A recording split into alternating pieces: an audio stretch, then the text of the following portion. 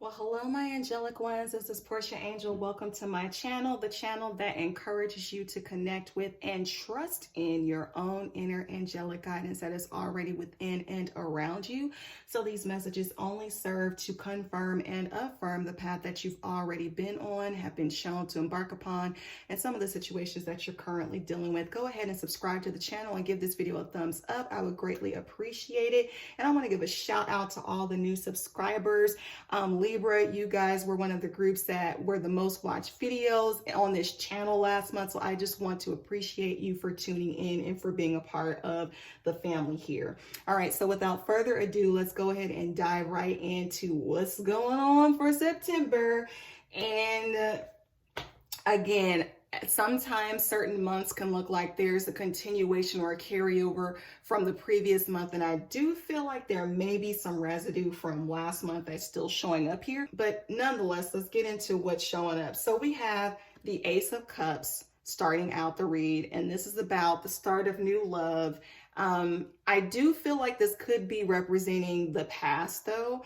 So there was something new that started, and we have here with the Knight of Pentacles, even though there was some sort of beginning, this Knight often represents someone who is just taking their good and precious sweet time. You know, there's not that fast, passionate energy that's ready to rush in and sweep someone off their feet. Don't get me wrong. The Knight of Pentacles can ultimately come through at the end, but how long are you going to sit around and wait is kind of what I'm getting with this. So because of that, we have the Fool energy, which represents someone deciding, you know what, I'm going to go on a new journey and start something new elsewhere. Peace, see you later, check back with me when you have your ish together, okay?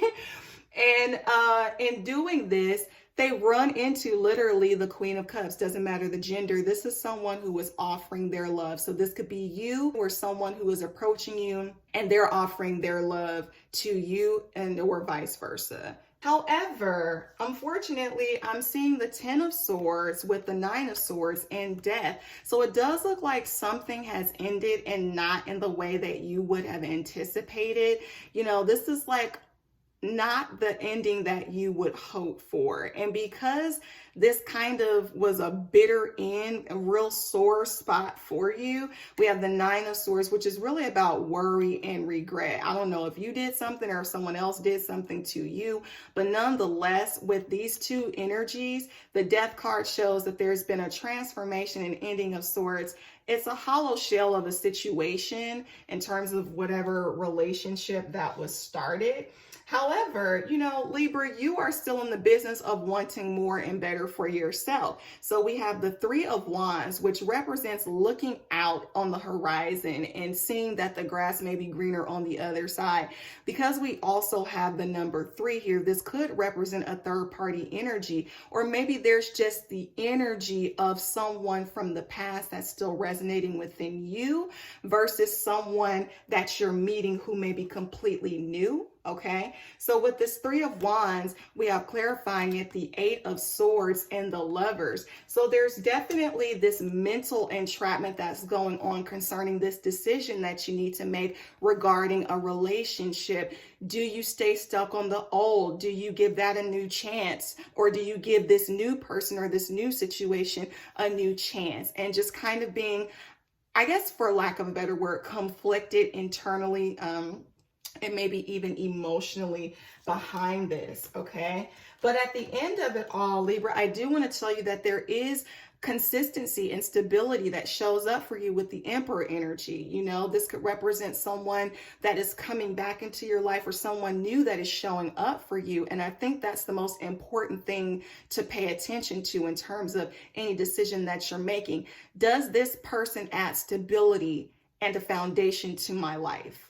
Are they that? That's a good question to ask, okay? That was definitely a question from Spirit for you to pose to yourself, because that's not even necessarily the Oracle cards, but let's go ahead and get into that. So we have, I am the loving energy of the universe, all right? And it's really important to remember that. I don't care how many times you may have been hurt. Understand that just because someone hurt you doesn't mean that you should dim your light of love. I feel like someone needs to know that. It's important to heal yourself and to remember that just because someone was shady or shisty or didn't do what you thought they should have done doesn't mean that you should stop being the loving person that you are, or that you should put yourself on pause from whatever loving energy may be coming up to you. Okay, so that's number one. Number two, we have the angel of creativity. And then next we have the angel of release. And the angel of creativity really speaks to the reminder that you have the power to create the reality that you want with your thoughts, your feelings, your actions. So if something is not what you want it to be, it's time to do your manifestation work and create something new. Get a vision book, get a vision board, whatever you want to call it, journal out some things, start visualizing what it is that you really want. And then also with that, it's important to release the old so that you can make room for the new. It could be releasing the old experiences or situations from the past and letting that go so that you can move on into a new experience, a fresher experience with the same person or with someone new who's coming into your life. That's the only way that you allow yourself to be completely free. And then lastly, we have black out the media. This could be social media. Sometimes I get, though, especially with this particular read, that it's a lot of times important to block out even the negative voices within your own head that would be telling you, oh, you shouldn't do this, or this person was that, or listening to other people, friends that may be in your ear, or I heard this about that person. It's important for you to block out all that negative chatter that would be distracting, telling you what you need to do or how you need to think. And it's important to come from a place of love, a place of love and a place of creation in terms of what you really want. Okay, so those are the messages that I have for you, Libra. I do hope that they've resonated. If they have, drop a comment below, share the video if you feel it could benefit someone else. And until next month's read, I hope that you stay safe, be blessed, and as always, namaste. Bye.